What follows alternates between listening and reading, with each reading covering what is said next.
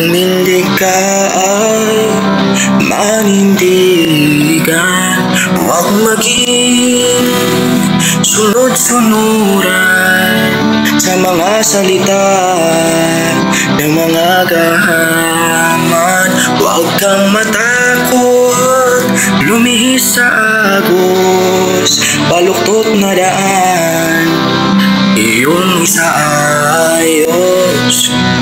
Ko ay Pilipino sa isip at sa gawa. Mayroong paninindigan, di lang puro salita. Bawat salitang binibitawan ay aking ginagawa. At di pangakong pinapako na mistula lang dura na para bang tintang sinulat lang sa hangin. At walang balak na tuparin buhangin na nilubid.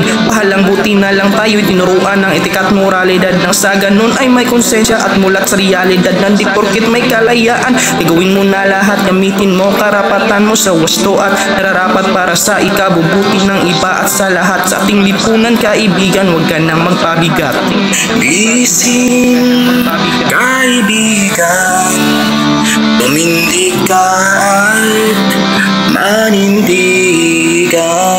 Huwag maging sunod-sunuran sa mga salita ng mga gahaman. Huwag kang matakot sumili sa agos, baluktot na daan yung sa ayos.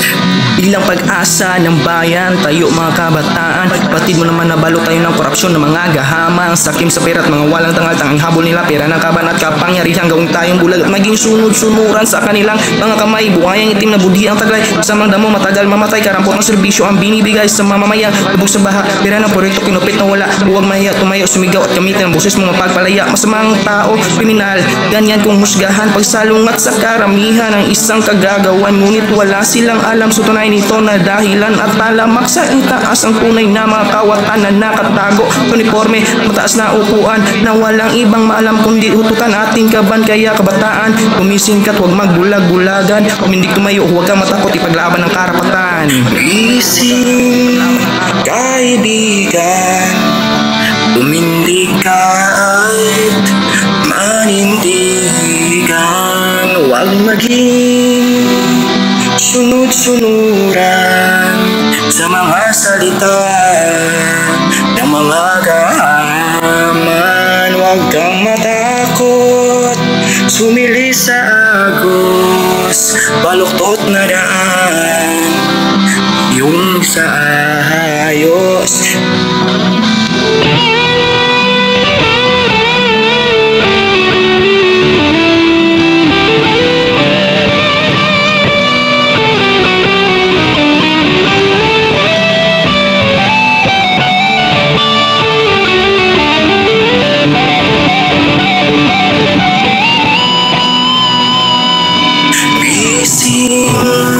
Kaibigan, tumindig ka at manindigan. Huwag maging sunod-sunuran sa mga salita ng mga gahaman. Huwag kang matakot sumili sa agos, baluktot na daan yung sa ayos.